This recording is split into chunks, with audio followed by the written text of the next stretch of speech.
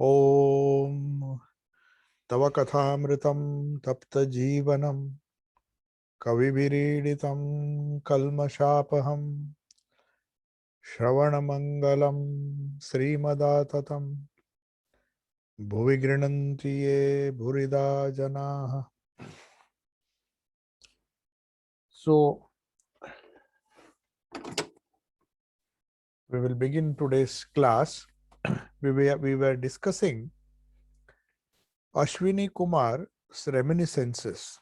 This is the part 1 of the 5-volume translation, English translation of Sri Sri Ramakrishna Kathamrita in Bengali, which has been translated literally. Initially, all of you know, this is just to recapitulate, the English translation was done in New York, but before that, M himself had translated some portions of the Gospel and published it from Chennai. But afterwards, from Chandigarh, Sri Math Trust, they published 5 volumes of the original Bengali Ramakrishna Kathamrut, Sri Sri Ramakrishna Kathamrut, which does not follow a chronology. So in the first volume, after writing the first volume, from the notes which he used to take, all of you know that Sri M, as he was popularly known, Mahendranath Gupta, used to take down notes in shorthand in a very short way and then go home and meditate for hours and hours together and recapitulate the scenes. And then that particular day's conversation he used to record. So all the conversations, except a few, were recorded by M himself when he himself was present. So they are most authentic. But in the appendix of the first volume of the Bengali Ramakrishna Kathamrut, the 5-volume edition, the English translation, they have given an appendix. It's there in the Bengali as well, where Ashwini Kumar, who met Sri Ramakrishna several times and also met Master requested him, M requested him to, because he knew that Ashwini Kumar was a great scholar and he knew that his reminiscences will be very authentic as if he has himself recorded it. And of course, he tallied it with the conversations that he had recorded. So he had no doubts about the recording, which was done after many years, the reminiscences. He was not worried about the authenticity. They were perfectly authentic. So we were discussing that letter which he sent, Ashwini Kumar sent to M to be included in the first volume of the Gospel. So with this background, we begin the conversation where Sri Ramakrishna quotes his own guru, Totapuri. You know, he learned Advaita Vedanta and he got the highest realization of Nirvikalpa Samadhi under the guidance of Sri Totapuri, Swami Totapuri, who belonged to North India and who had heard that there is a sadhaka here, and immediately on seeing Sri Ramakrishna, he knew that here is a wonderful disciple. So, but Sri Ramakrishna was worried about his own mother. His mother was still living in Nahabat. So he said, I will take sannyasa only if you don't tell it to my mother. So he did it. For all external purposes, he was wearing white clothes. But for those, during these 3 days of sadhana which he did in the kutia, in the small kutir in Panchavati, that kutir, Totapuri stayed there and taught him the secrets of Advaita Vedanta and sadhana, and he reached Nirvikalpa Samadhi within a short period of 3 days.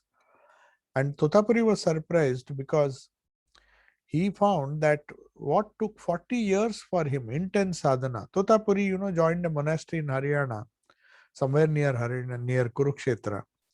And in that monastery, he joined as a very young kid. In North India in those days, some of the monasteries you would accept small children, and they practically had no connection with the world. Right from childhood, they were trained in a monastic life. So Tutapuri was used to that, and he was a very staunch Advaitin. He did not believe in Murti Puja or worship of idols and other things. So he used to focus on the Advaitic philosophy and taught Sri Ramakrishna. And Sri Ramakrishna realized the highest goal of Advaita, the experience, the non-dual experience, the Advaitic experience, under the guidance of Tutapuri. So Tutapuri told him many things. So, for example, one of the important teachings which Sri Ramakrishna asked him, when Sri Ramakrishna asked his Guru Tutapuri, why should we meditate every day? That was one question. Then Tutapuri gave him a wonderful example. He said, just as a brass pot, unless you shine it daily, unless you polish it daily, it loses its shine, it loses its color because of contamination of the atmosphere and the surroundings. So if you keep a brass pot in the open for a long time without polishing it daily, then it has a tendency to lose its shine. So also he says the mind should be always meditating so that it retains that uh, sattvic nature, to preserve the sattva in mind. Otherwise, it has a tendency to gravitate lower towards the reactive mind, which is full of tamas. So it's a constant fight with our mind unless the mind is raised to such a level that it will take a lot of time to come down. Otherwise, there is this upward and downward movement.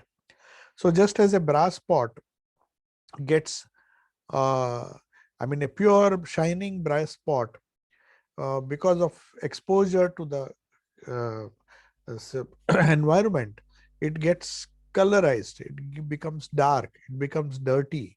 So one has to daily clean it daily. Most of the puja vessels made of brass and copper have to be constantly washed every day.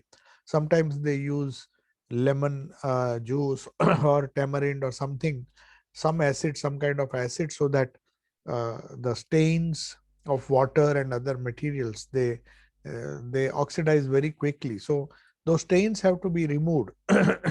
So a lot of polishing is required for especially the puja vessels. In fact, in Belur Math and other shrines, they have to wash.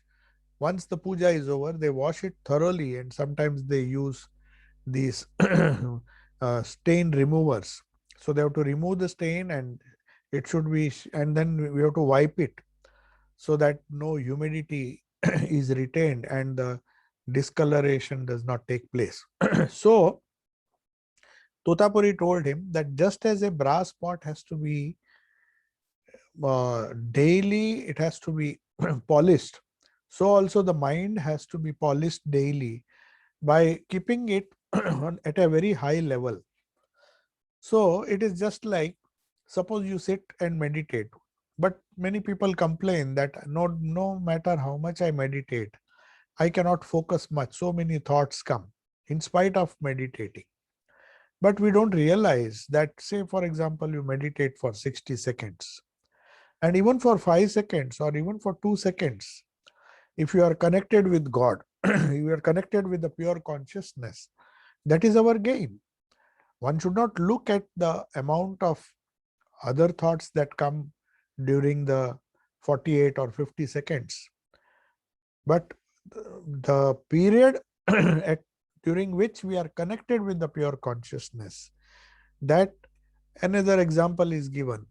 Suppose there are 100 grains of sugar. You don't have to put all the 100 grains. Even if you put 100 grains and all the grains fall off and only a small one grain remains on the tongue, still you get the feeling, you will get an idea of what sweetness is.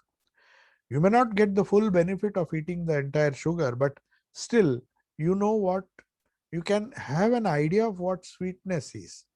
So this the small period of meditation in which we can really meditate, in which we can really focus or connect ourselves with God, even if it is for a few seconds every minute.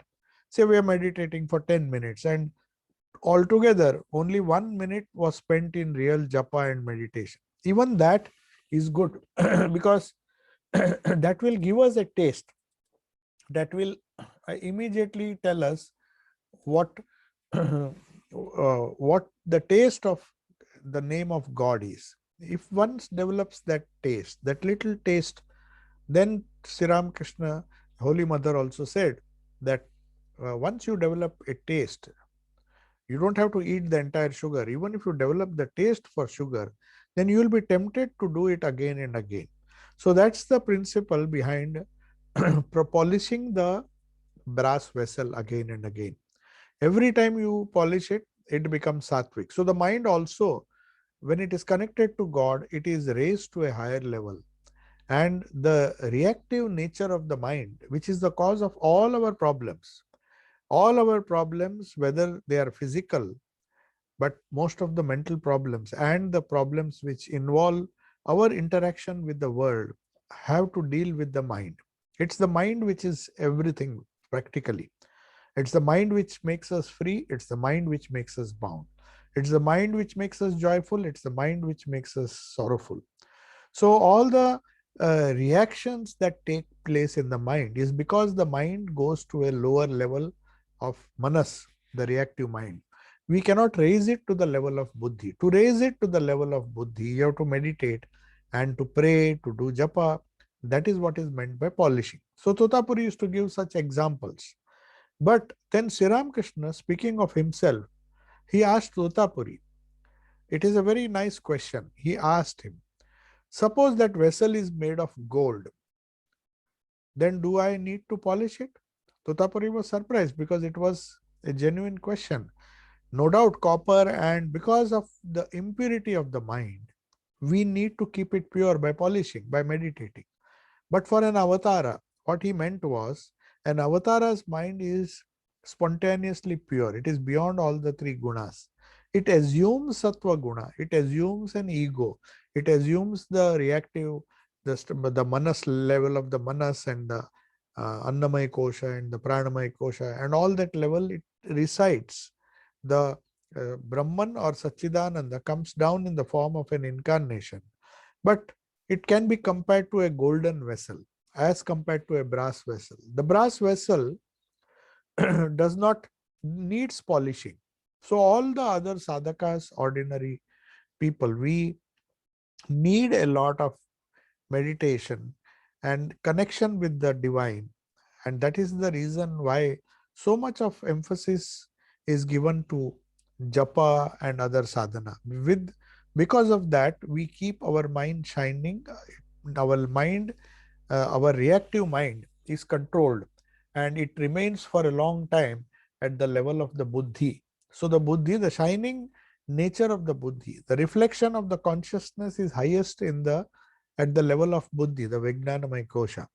And that helps us to see things clearly, to not to be affected by the reactive mind, which is the cause of all our sorrow.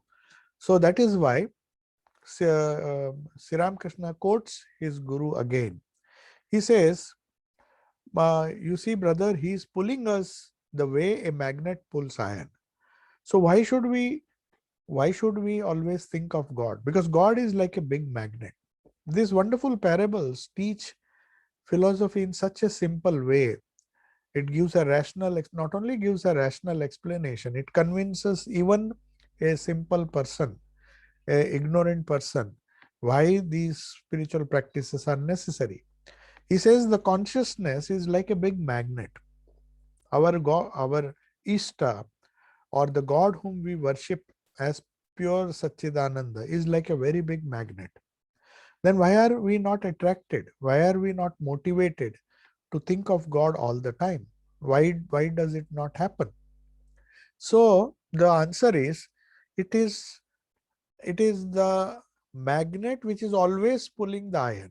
But if the mud is covered, if the iron piece or the nail or something, a small piece of iron is covered with a thick layer of mud, then the magnet will not pull it. You have to clean, at least the cleaning process, that is known as Chitta Shuddhi.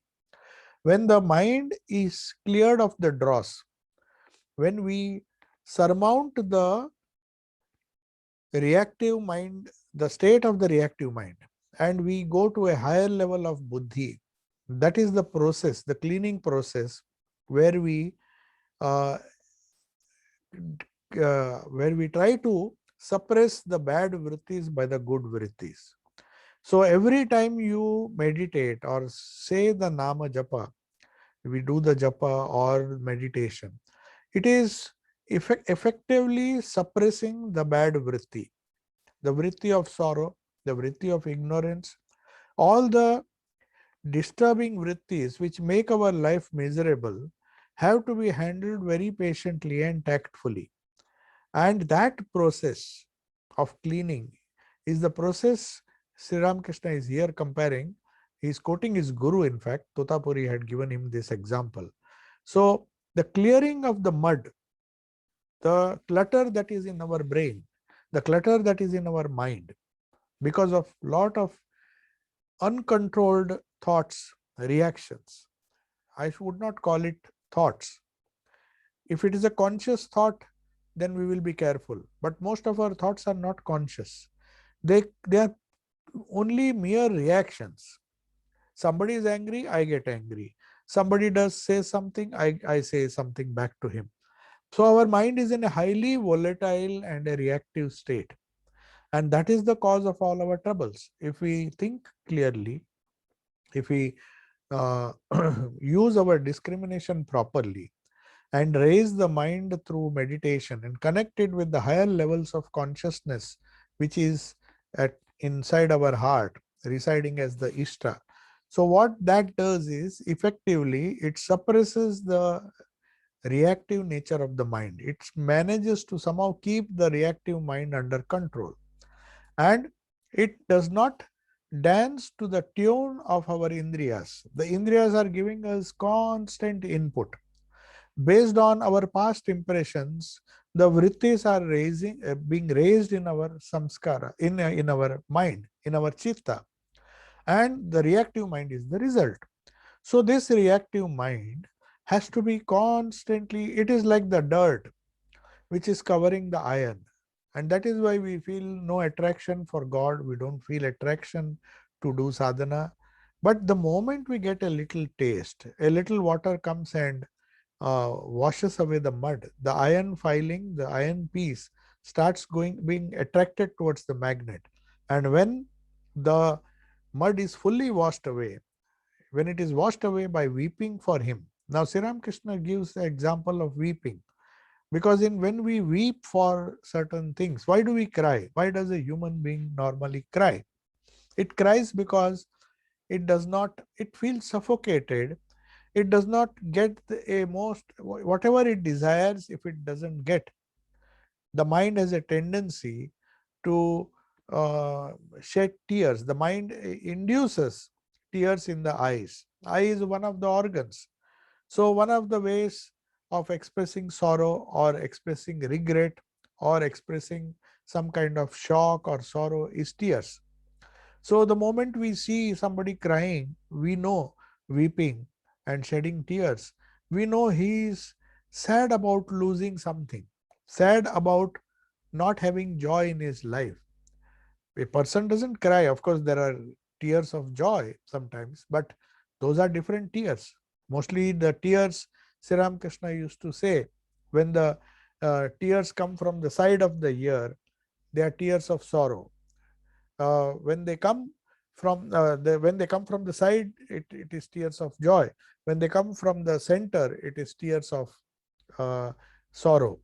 So there are different kinds of tears, but mostly the tears are connected to sorrow. So when we miss something, we shed our tears for the thing that we miss. We miss a loved one, we miss money, and certain things are taken away from us suddenly. So that shock brings about tears in a normal human being. Some people, of course, control their tears.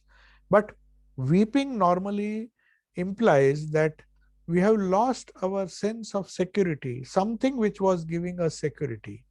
Maybe it is a temporary security, some temporary person or some temporary thing which was giving us some kind of hope and support. We lose it and we start weeping.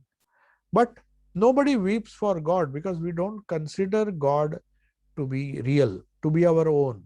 But the day that happens, Sri Ramakrishna says, the mud that covers the iron will be washed by the tears you shed for God. He says you shed tears for wife, for children, for money, and for so many things. But how often do you shed tears for not having realized God, not having seen Him, not having. Does anybody feel sad because he cannot repeat the Lord's name? And though he tries, he is not able to connect to that supreme consciousness because we don't consider God to be real. So there is a saying in Vedanta that what you consider to be absolutely real, permanent, and secure, safe, and that which gives you security, you go after that.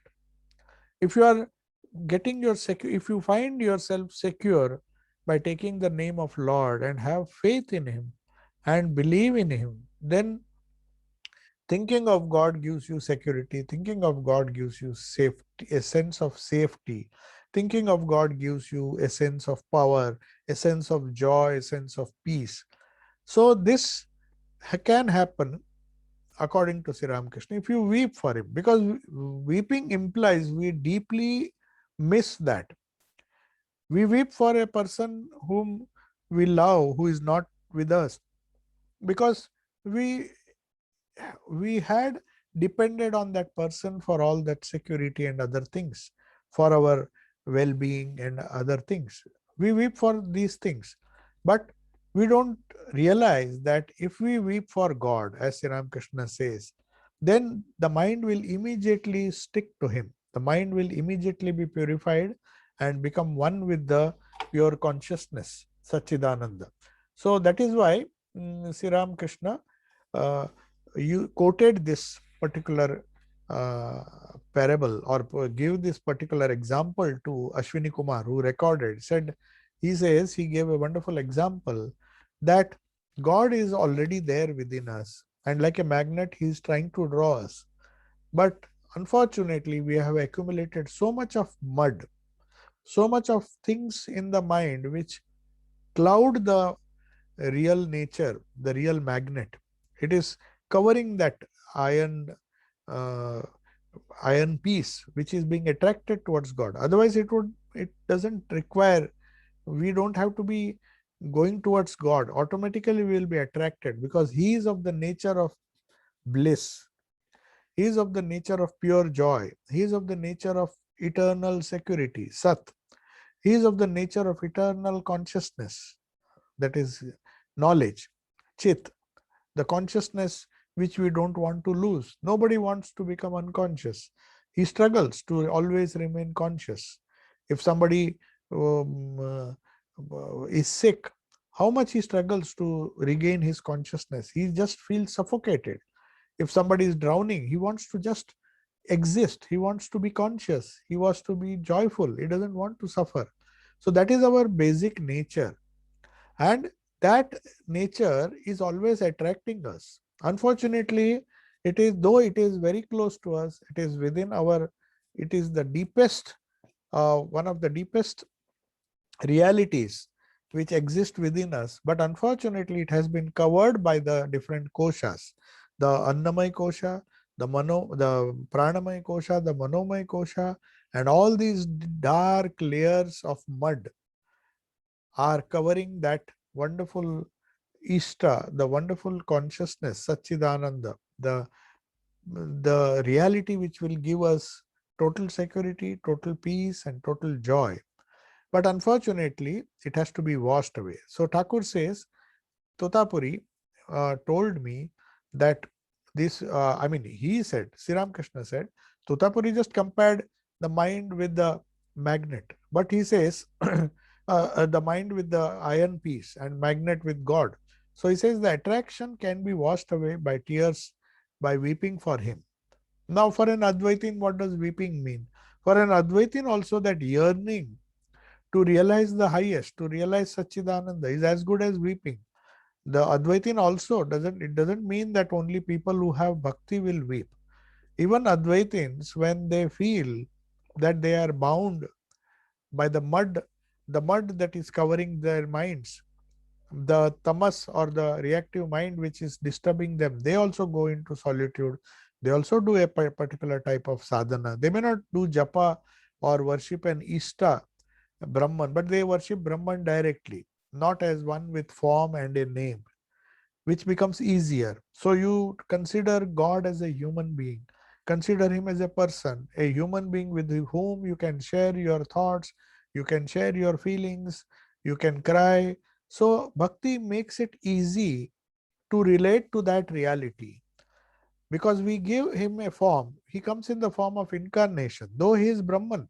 The same Advaitic non-dual reality appears to us. He is like the golden pot which does not require cleaning, but our pots require cleaning, require meditation. So Ashwini Kumar here says that this is what Sri Ramakrishna told me. And then he says, I was recording Thakur's statements as I listened to him. He said, look here, all these things he was recording. And Sri Ramakrishna suddenly said, don't just be academic. Now, many of us have this habit of writing down notes, and it's a good thing. We have to constantly remember or remind ourselves of these great truths. But beyond that, we have to practice. To convey that, because he saw Ashwini Kumar was noting down, just as M was doing it, Ashwini Kumar was also noting down all the wonderful things which he was hearing from Sri Ramakrishna's mouth. So then he suddenly stopped him and he said, look here, it's not just enough to shout hemp, hemp. Hemp is a kind of intoxicant, like it will give you a certain kind of ecstasy. It's a kind of drug. So hemp is sometimes used, it is used as a local intoxicant. So it is ground in water, it is nicely ground in water, and then that liquid is drunk and it gives a feeling of ecstasy. So that is what they used as a maybe a simple or a harmless drug, but it is not so harmless, but it is definitely, it gives you some kind of intoxication. So he says, just by saying hemp, hemp, you won't get intoxicated. The idea was just by quoting the scriptures or writing what I told you, you will not get the experience. If you say 100 times that removing the mud, weeping for God will will remove the mud from the iron piece and the magnet will attract it, that is not going to happen unless you really weep. Writing about spiritual truths, talking about spiritual truths, discussing about has its value, but it has a lower value. Just as saying, I want hemp, I want hemp, the hemp will not give you intoxication unless we consume it. So also these sadhanas are not just to be discussed, but to be practiced. And one has to really weep or just have that yearning for God, and that will uh, give us the realization. So, but still, uh, Sri Ramakrishna knew that Ashwini Kumar was a householder. So perhaps he could not focus his entire mind or his whole entire time. He could not uh, dedicate to repeating the God's name, repeating God's name or doing sadhana. So he says, since you live a householder's life, live a little inebriated. Inebriated. That means don't take too much of hemp, otherwise you'll not be able to do your daily duties. That is what he used to advise householders, because they have certain duties by virtue of their swadharma. They can't give it up. They are not paramamsas or people who have nothing, no duty. They are supposed to, they have undertaken, voluntarily undertaken to lead the house of life of a householder, where they have volunteered to take upon certain responsibilities of society, of family, of society. So he says, since you live a householder's life, don't take too much of hemp. Let that glow continue even when you are engaged in work. But take enough God's name or do enough sadhana to allow you to have that undercurrent when you are engaged in work. So he says, let that glow continue even when you are engaged in work. So every day if you begin, or every day if you do your quota of japa and meditation, mantra, repetition of mantra, it need not be at a particular time, but let it flow, because once we do it, it becomes like an undercurrent. So the glow will continue even when you are engaged in work. You won't be able to be like Shukadeva, who lay down with intoxication. So Shukadeva had no care in the world. When his father Vyasa tried to make him live in the world, he was born free. In fact, they say he was refusing to come out because of his wonderful samskaras. He was refusing to come out of the mother's womb. So he was born after a very long period. That's what the story says. That he did not want to be born in this miserable world. He was born to give knowledge, share knowledge with the entire humanity. That was the purpose of his birth. But still, he was refusing to come out of his mother's womb. He had such a disgust for the world. So Shukadeva's condition is different. What Sri Ramakrishna is telling Ashwini Kumar, that you cannot be like Shukadeva, taking God's name throughout the day and lying intoxicated. You can't afford to do that because you have certain duties. So what is the solution? Take the name of the Lord, practice some sadhana so that there is some glow, there is a change of attitude in, and that attitude, when you do work with that attitude, then that glow will continue and that work also will be excellent. When somebody asked Brahmananda how much of mind we should give to God, he said, even if you give 15 parts of your mind to God, that is, raise the reactive mind to the level of buddhi, the lack of reactions will in fact help us to do our job, the routine job, the professional job that we do in our day-to-day life in a much better way. Thinking of God, some people feel that if we do excess of meditation, then we lose interest in work. If one does it properly, definitely one will not lose interest in work. Our day-to-day work will become sharper, it will become much better, the quality will also improve, because normally when we do work, we don't think of God. That is okay. But people say that if I think of God, if there is an undercurrent of japa or remembering the practicing the presence of God, then my work will it not suffer? Suppose a housewife is cooking, will she not make mistakes? She will always be thinking of God. No, Sri Ramakrishna and Swami Brahmananda says, I'm not saying you give 16 parts to God of the mind like Shukadeva, because he had no sense of duty. He was born free. But unlike him, even if you give 15 parts, and with the one part which you have, you will see that you will turn out much better work, excellent work. The cooking will be better, everything, every household job will be better, because normally the 15 parts of our reactive mind, they are given to useless thoughts. If we see, we are actually draining our energy, mental energy, when we are doing some skilled work. We are doing skilled work and we think we are focusing on that. But if you see, carefully observe, most of the time we are worrying, there is some anxiety, I should do that, I should do this after the job is over, after I finish my work, I will go there, I will have to go to and meet that, finish that. There are so many worries and anxieties. In fact, they are occupying 15% of our reactive mind. And we are in fact using only one part. If we consider our mind to be 16 parts, that is the common practice in those days. They used to say every rupee is made of 16 annas.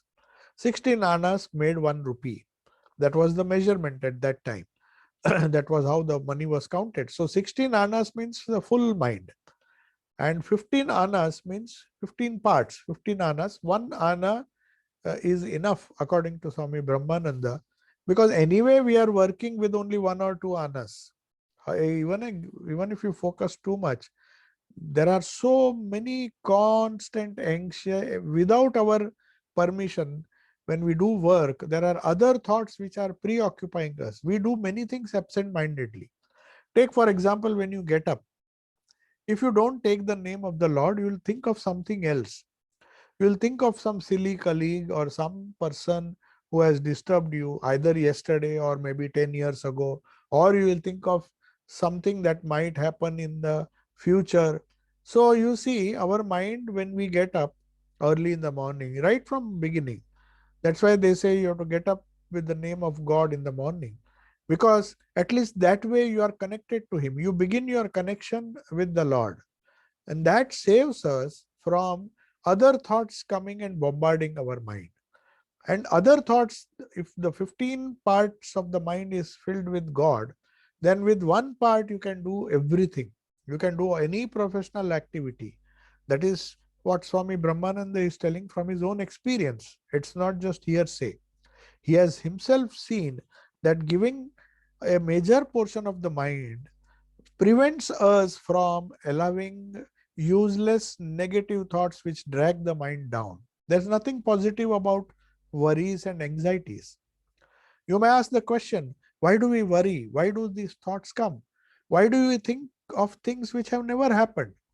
You may think, oh, if this happens, the COVID will be there, this will be there. There's so many anxieties.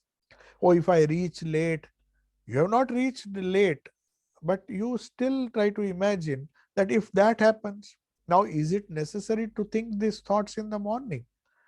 In the morning, if you follow Brahmananda's advice or Thakur's advice, if we just let the glow of the japa or the that is why it is a good idea to read the gospel or some holy book before you sleep, or recite the mantra if you have one, so that the unconscious mind throughout the sleep repeats that. And when you get up, that glow, it takes a lot of practice to, because we are used to worries and anxieties before sleep. We don't go to sleep peacefully. So the problem is we don't have that glow. Early in the morning, that mind does not glow with energy and enthusiasm. And that is why we feel tired, because something is draining away.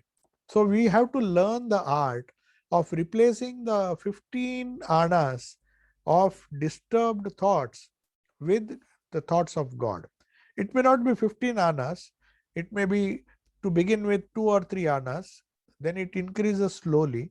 And we should not be afraid that if we take the name of God or meditate on the consciousness, the glow will go on increasing. With the little part of the mind which is there, you can do excellent work, wonderful results will be there. So he says, I am not telling you, Sri Ramakrishna is telling uh, Ashwini Kumar, that you don't have to do. You have to think of the household. You have to think of earning money. You have to think of many things about your children's education and many things.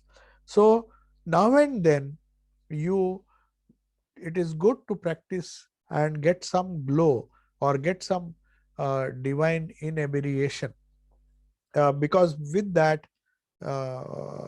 intoxication, you don't have to be intoxicated like Shukadeva or like Sri Ramakrishna himself, who used to think of nothing but God. We can't do that. But even if we spend some portion of our time every day, then that will enable you to live according to Sri Ramakrishna. It will enable you to do all the other activities also. That glow will continue even when we are engaged in work. Now, after this, Sri Ramakrishna comes to a very, very important teaching, a very beautiful parable he used to say. We have to understand this very clearly, because in this gospel, if you find, I just try to count how many times. I think I just forgot the number of times Sri Ramakrishna has given this example. Even Master reminds Sri Ramakrishna many times when devotees were asking him how to live in the world. Then he used to sometimes remind, or maybe just tell the devotees Thakur used to say like this. So this has been repeated many, many, many times in the gospel. This is one of the most important answers Sri Ramakrishna gives to people who are living in the household. How to live in the household. Meditation, spiritual reality, Satchidananda, everything is fine. But with all these things, how do we live in the world? Now, to understand this parable, we need some background. We need a very clear background of what this parable really means. So, Sri Ramakrishna gives two examples. Actually, it says two things here to Ashwini Kumar. Normally, he will say different things in different times. If you see the whole gospel, he says, since you are going to live in the world, unlike Shukadeva, who had nothing to do with the world, Shukadeva was a monk. He had no responsibilities, so he could afford to focus his entire mind on God. But he says, you can't do that. So you give a little portion of your mind, and that will help you in your work. But he says you have to do some other things also. It's not just doing sadhana, but you have to have a particular attitude which you can use in living in the world. He says, since you are going to live in the world, you should write out a general power of attorney and give it to God. I think Ashwini Kumar was a lawyer by profession. So he used to explain to him in the language of law, giving the general power of attorney to God. What does it mean? It is the attitude of Sharanagati. In Bhakti literature, when you say we are Sharanagata to the Lord, you depend on everything for Him. That means you have to give the power of attorney. You give power of attorney, those who know the legal language, you don't give power of attorney to somebody whom you don't trust, because he will execute all the documents, he will do all the transactions on your name, and you have to trust him. If you don't trust somebody, you don't give the power of attorney to him. So he says, since you are going to live in the world, you have to write out a general power of attorney and give it to God, because he is the most reliable, the most secure, the most dependable. If we have that faith, then he will do whatever is necessary. Now, this is something very important. Yesterday we discussed this in the Gospel of Holy Mother, where Holy Mother tells the brahmachari, I heard from his own mouth that whoever repeats my name, whoever remembers me, Sri Ramakrishna's promise, and Avtara is giving us this promise. It is one who has realized, who never spoke a single lie in his life. And Mother says them, if you can't believe this, it is your problem. One Swami Vivekananda was telling some things. They were matters of truth and conviction for him. But some Western lady disagreed and then started questioning and started doubting and started with disbelief. Then he got a little upset. He said, after telling this lady my convictions, she is still so egotistic that she doesn't want to have faith. So he tells her, he gets a little angry and tells her, listen, madam, what I am. I mean, he was talking something about his capacity to understand the problems and give proper solutions. But if you doubt your own guru, doubt your own Ishta, then that's not going to happen. That attitude is not good. So to give up power of attorney, you have to depend on somebody. If you say, I can't go to the court, and I don't trust anybody around me, not a single relative I trust, I not even my father and mother, so I can't give my power of attorney, then imagine the suffering of that person. If he doesn't trust anybody in the world, it's such a miserable thing.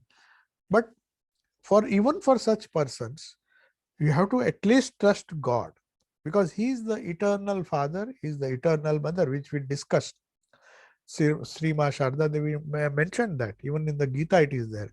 Tvameva Mata Pita Tvameva. It's not just empty words. Sri Ramakrishna says, you have to write a power of attorney and give it to God. And then let Him do. Let us not be restless and have things our way. If something happens, we just blame God.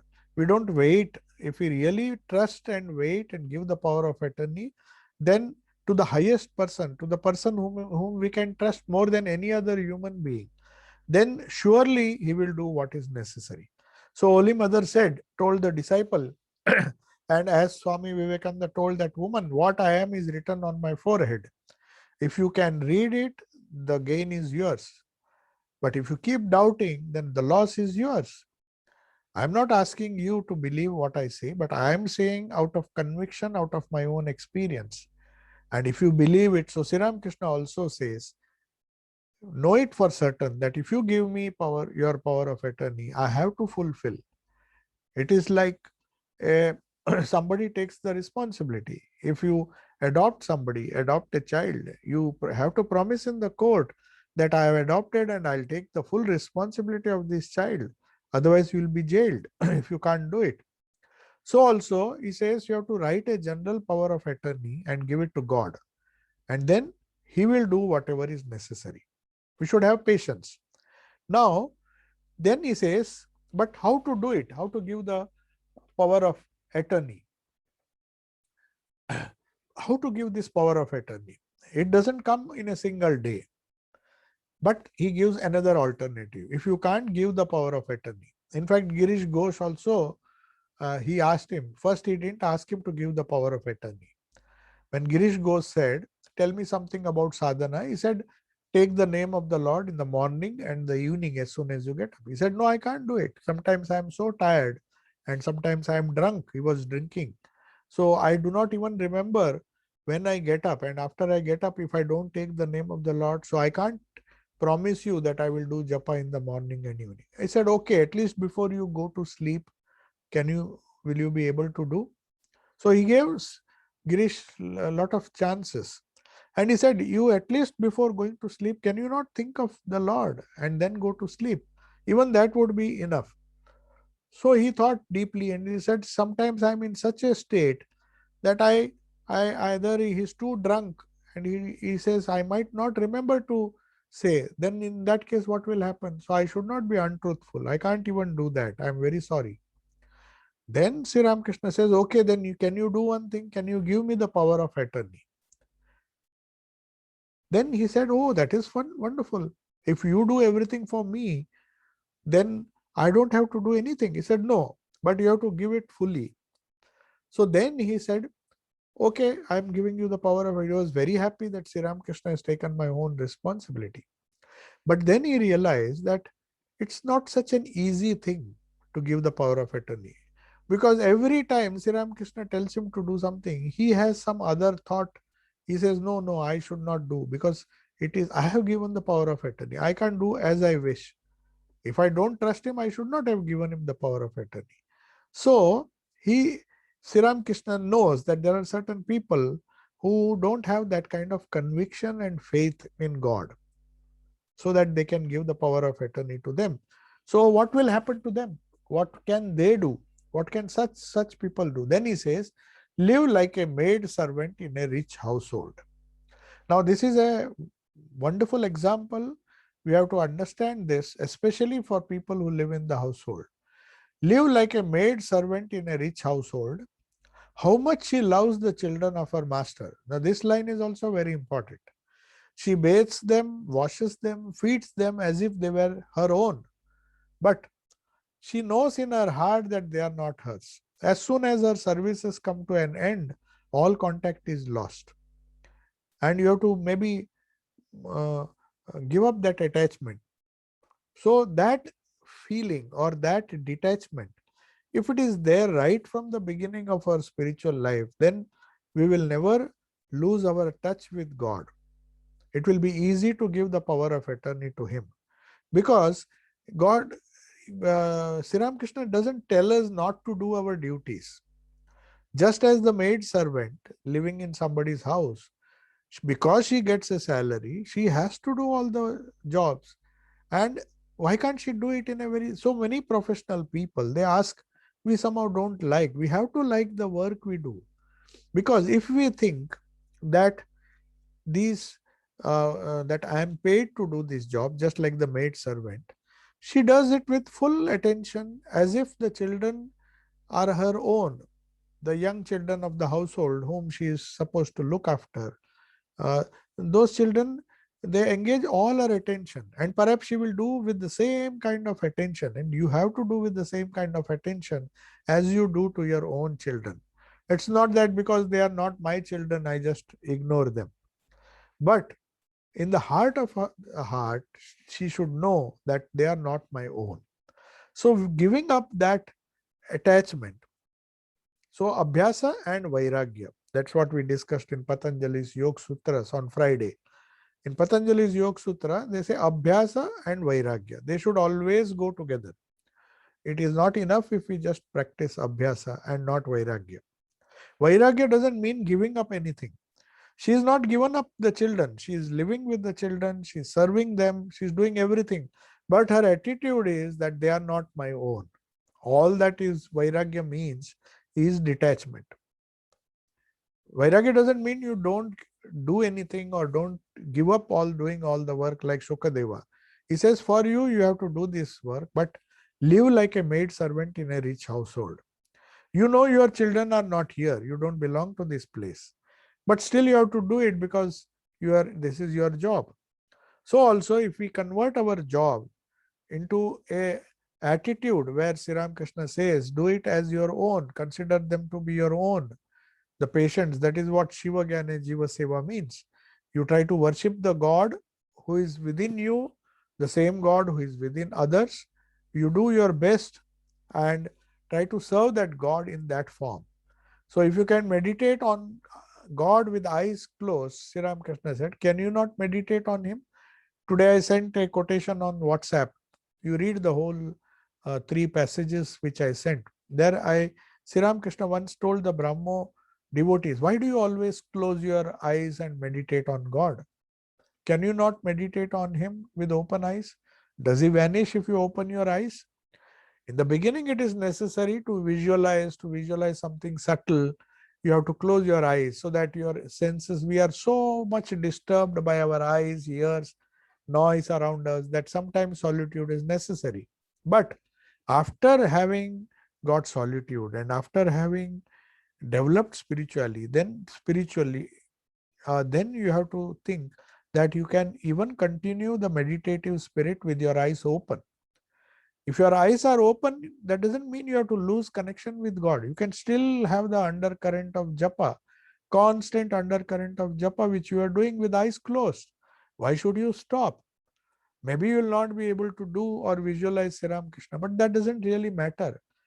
As long as you have the attitude, as long as the housemaid, the maid servant, she knows that these children are not her own, but still she is doing all the work. So we can do all the work, we can do everything, but let the undercurrent, let the detachment, let the feeling that I belong to God, my home is with God, my connection is with God, my eternal connection is with God. I have given him the power of attorney. He will do what he feels is good for me. So I don't have to bother, but I have to still go on doing the work. So this is very important. Then comes another example. We discussed this. We have to understand the second example also. He gives one example by saying, this is the mental attitude you should have. But sometimes there are some physical measures we have to take. This attitude does not come so quickly. That is the subjective attitude that this detachment should be there. But Sri Ramakrishna gives another beautiful example. He says, just as you rub your hands with oil before cutting open a jackfruit. Those who have cut a jackfruit, they know there's a sticky oil which sticks to your fingers. It is very difficult. You have to then wash your hands, and very difficult to wash your hands. If it once gets the milk, the sticky milk of the jackfruit. To extract the fruit, you have to cut, and there is every chance that the sticky oil will stick to your palms. Then it is very difficult to peel the jackfruit. So what we do is, the women in the village, normally they apply their hand with oil, some kind of greasy substance. With that oil, if you cover yourself with that oil, with the hands with oil, then you will not, the gum will not stick, it will slip, but then you will be easily be able to separate the pulp from the jackfruit. So also he says, if you have the, if you cover yourself with vairagya, vairagya is like the oil. So that if you cover yourself with vairagya, then the things of the world will not attach you. So the abhyasa that you do should be supplemented by this kind of detachment, non-attachment, which is the essence of the Gita. Sri Ramakrishna says the meaning of Gita is very simple. You don't have to read the whole Gita. Just reverse it. Tyagi, tagi means tyagi, to give up. Give up what? Give up the attitude that these things are my own. So the question of ego comes. It is the ego which makes us think that I am happy, I am sorrowful, I am poor, I am rich, the inferiority complex, the superiority complex which we have in life, and which makes us miserable for no reason, is only because of the ego. So ego is like that sticky oil. You have to somehow, is like that sticky juice of the jackfruit.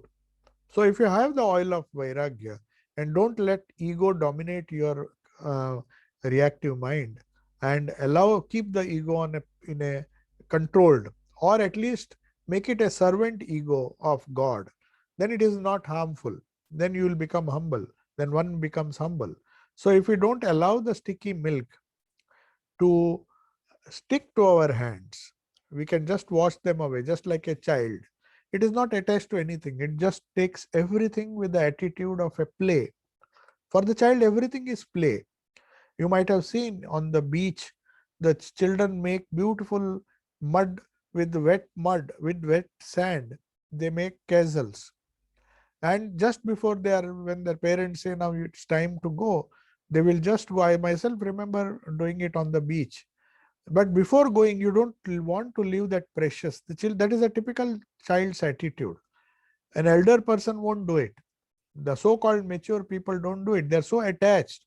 But you see the children, how they says, okay, give me 1 minute. And they will tell their parents that I will come, and they will just go and kick with lot of effort. They had made a beautiful house in sand, using wet sand, and they don't have any hesitation in just kicking it before they leave for home.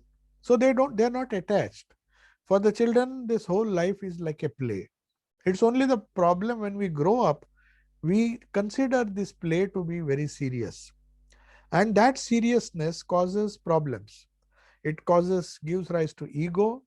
We take simple things seriously, very simple things, simple words somebody utters, and we become serious, and we get upset, we get anxious, we get worried, we worry for years and years together. Why did that person do that? Sometimes the anger is so much that we don't speak to each other for years and years together. We just stop conversing just for some misunderstanding. If that is the condition, then it becomes very difficult, because you have to have that attitude of that maid servant. That is what the maid servant's attitude means here.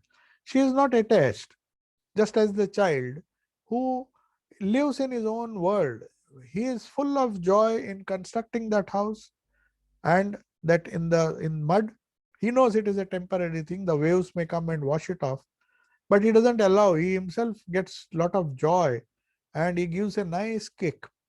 I've seen people, elderly people, feel very sad. Oh, you have made it so nicely. Why do you want to destroy it? Leave it. But the child is not happy. He wants to destroy it, because for him, constructing the house and destroying it, that is how Sri Ramakrishna was, the childlike nature which Sri Ramakrishna had. So, Abhyasa and Vairagya, when you go on doing that, one gets that attitude, the detached attitude of a child. That is why Sri Ramakrishna used to compare the Paramahamsa to a 5-year-old child. That doesn't mean that we have to be simpletons or childish like the children. But in the heart of our hearts, we have to know that most of the things around us don't deserve the seriousness or the anxiety or the worry which we give, they have to be taken lightly. Many of the things, there are certain things you have to take seriously. Just as the child takes, he builds the house, he is very, very particular about how he builds the house. He doesn't want to build it haphazardly. But at the same time, when it is destroyed, it is not, he is not upset.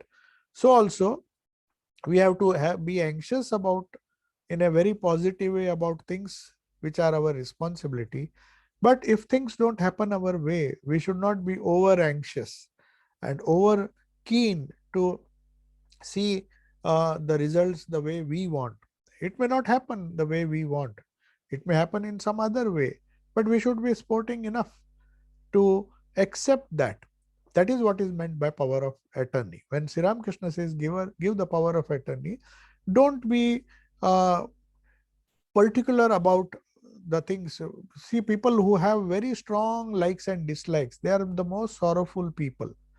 When you converse with that person, they will say, I don't like this, I don't like this, I don't like this, I like this, I want only this, I want only this food, I will not eat it. So they are not flexible at all. Sri Ramakrishna used to give the example of a coconut tree. Coconut tree, it bends a lot in the storm, but after the storm goes away, it regains its natural shape. So our minds also should be like that. It should be flexible, but it should not break. If it is rigid, if it has strong views or strong likes and dislikes because of the ego, it's the ego that gives us the feeling that I like this and I want this. If I don't get it, I will uh, create a lot of commotion. So that the ego is responsible, and that means the person is not flexible. That means he does not depend on God. He wants to dictate to God.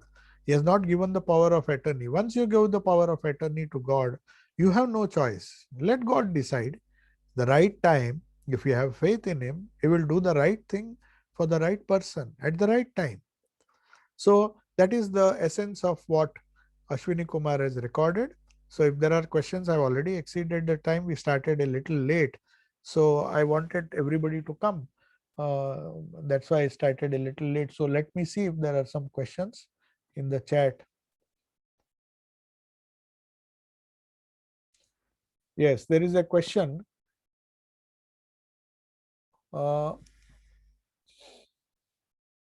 Okay. I think some musician is asking this question. Somebody who loves music.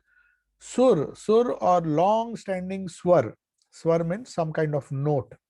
Visualizing it is a kind of meditation, because Nada Sur is Brahman. Is that true? Yes, there is this idea of Nada Brahman. In fact, why a particular note? The mantra is nothing but when you repeat the mantra in the mind, it is a kind of note, it is a kind of sound that we are repeating. So the whole reality has a nama and a rupa. So when you come to nama, the idea of sur, the idea of sound comes. And when you come to rupa, the idea of form comes. So we have a form of God, we have a nama of God. So nama rupa is the whole of Maya. So to get rid of Maya, to get rid of this idea of the gross world, we have to take hold of another Maya, a higher Maya, which is the name of God. The name and form of God, which destroys the ignorant name and form to which we are clinging. This world is also made of lot of name and forms, which are there today will vanish tomorrow. Whether it is money, whether it is body, whether it is good health, whether it is uh, uh, anything, even a good mind is flexible. It sometimes becomes sorrowful. So the name and form always keeps on changing. The only thing that doesn't change is Brahman. So Brahmanada, they call it Brahmanada. Om is one such word which takes you very close. Om is the door through which you use the sound of Om. So in every mantra, Om is there. Then there are other bijas. We will discuss about the bija mantras in some other class. It's a huge science. It's such a great science the idea of bija, how it, I mean, if I think that is one of the greatest discoveries which deserves hundreds of Nobel Prizes. The idea of the mantra yoga, how the connection between sound and the form, the nama and rupa, how the universe is created, what role sound plays, sound vibrations or even the mental vibrations of sound of the japa, they are so powerful. It is, one cannot imagine how much of charge or power or prana it can generate. It can influence. It can influence the Annamaya Kosha, it can influence the Pranamaya Kosha, it can influence the Manomaya Kosha. Most important, the reactive mind can be subdued, calmed down by the powerful vibrations of the bija. So all these things, this nada, when you call it nada Brahman, if it is pronounced in a proper way, that's why they say these mantras, these bijas, they are not just alphabets. They are discovered, they are sound vibrations which the realized people heard it. So take any bija, there are so many bijas. Om is one of the pranava or is known as the main bija. Om. So a, u and ma, that's the entire sound reproduction. So when you hum that sound, om, when you say, it creates a tremendous vibration all around you, inside you, outside of you. So whether you say it loudly, but if you say it in the mind, it is more powerful because of our rule that the subtle is more powerful than the gross. The gross sound is powerful. So when you sing music, the musical notes are important, but if those notes should have a vibration in the mind. First, the notes, a great classical musician, he imagines these notes in the mind. It's not just mechanical repetition. He is not a machine. He has to get that creative force from the subtle. Then only you will see most of these musicians, they think a lot and they have to focus a lot, concentrate a lot and get these swaras from the highest subtle plane of the mind. And when it inspires them, it comes out as music, as gross notes, which we appreciate. But the power is in the subtle, not in the gross. So yes, your question is, uh, I mean, your question is, it takes you to Brahman. Sound can take you, anything can take you to Brahman if you consider it to be eternal. When you meditate on Nama or you meditate on Rupa, Rupa means the form of God. So you take that form of God and consider it to be a doorway through which you reach the eternal. So you can take the sound doorway or you can take the visual doorway. So Nama and Rupa is what the mantra is all about, the science of mantra. But it was a different topic.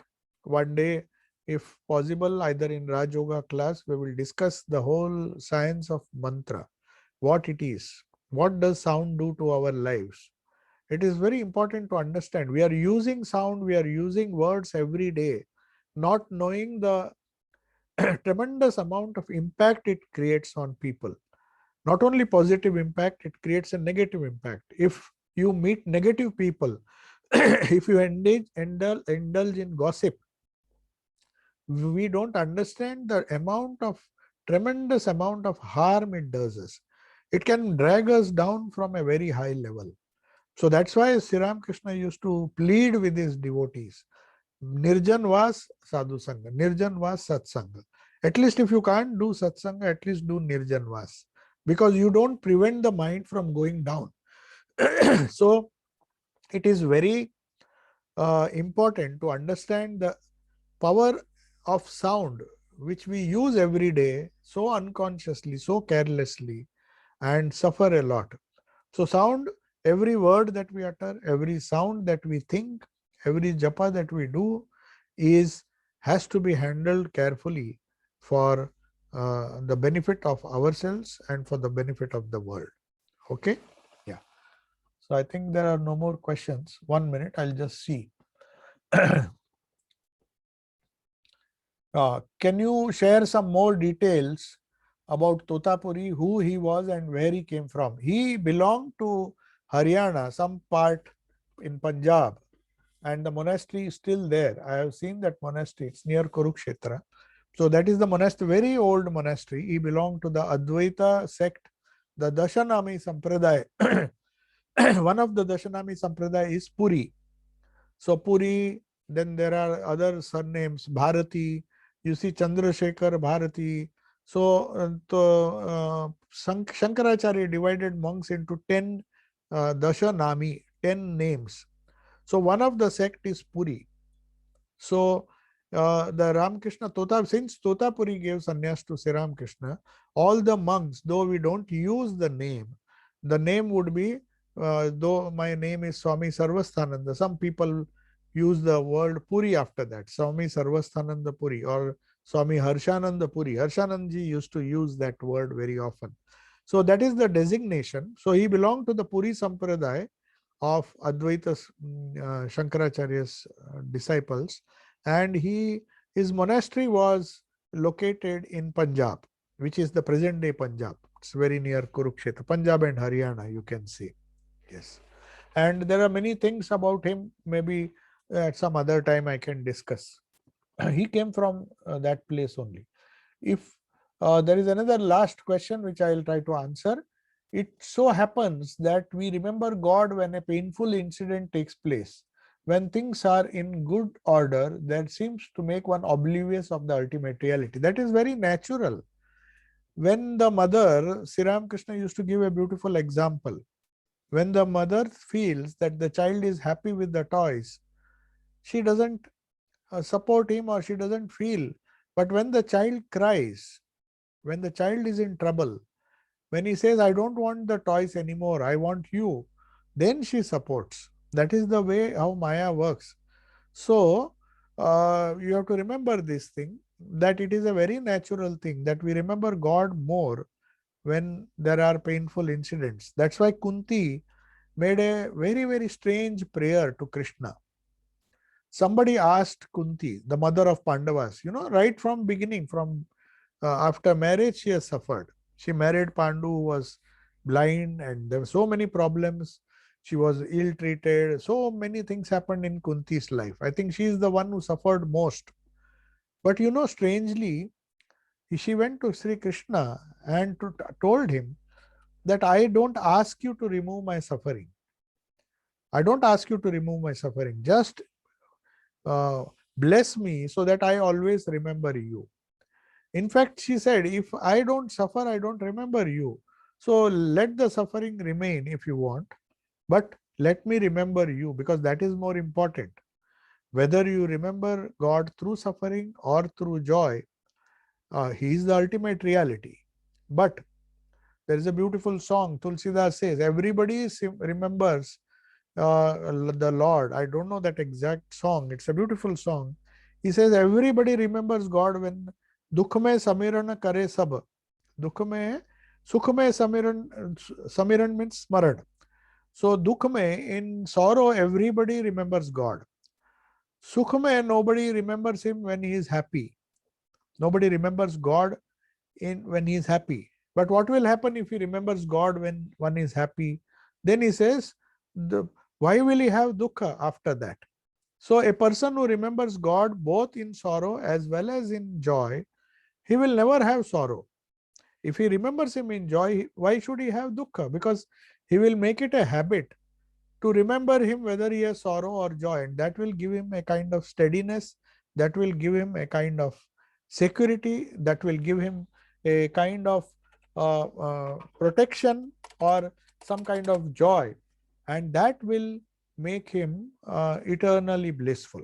So that is the idea. So I'll take your leave. Om Shanti Shanti Shanti Harihi Om Tat Sat. Sri Ramakrishna Arpanamastu.